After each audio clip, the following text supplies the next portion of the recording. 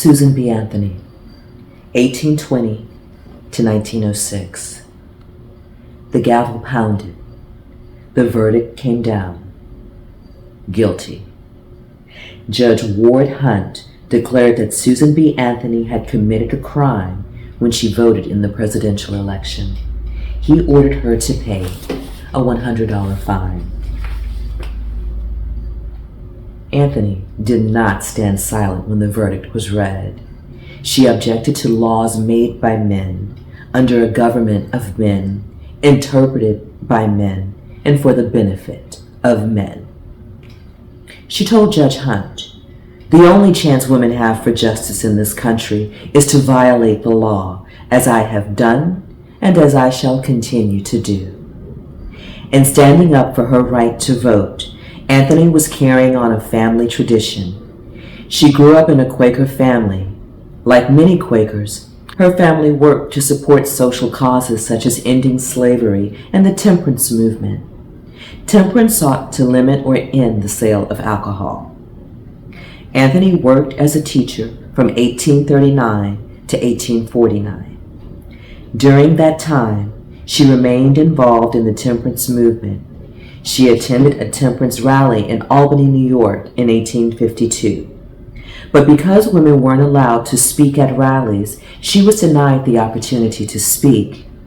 Soon after, Anthony formed the Women's State Temperance Society of New York.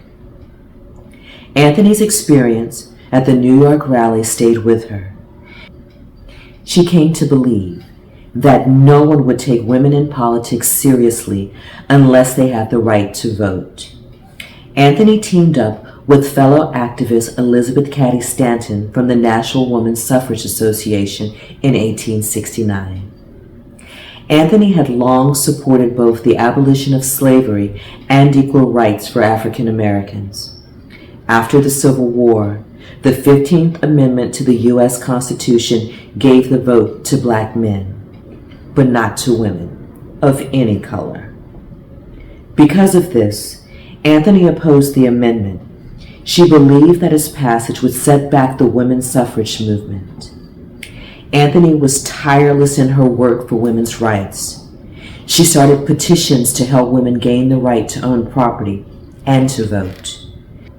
She traveled all over the country, giving speeches to persuade people to support women's right to vote. Anthony never gave up her fight for women's rights, even meeting with President Theodore Roosevelt in 1905 to lobby for a constitutional amendment. Anthony died in 1906 and was buried in Rochester, New York. It would take another 14 years before the 19th Amendment was passed, finally giving women the right to vote. Each year, women honor Anthony's commitment to women's suffrage on Election Day. They visit her grave to leave behind their "I voted" stickers. From the book, 25 Women Who Fought Back.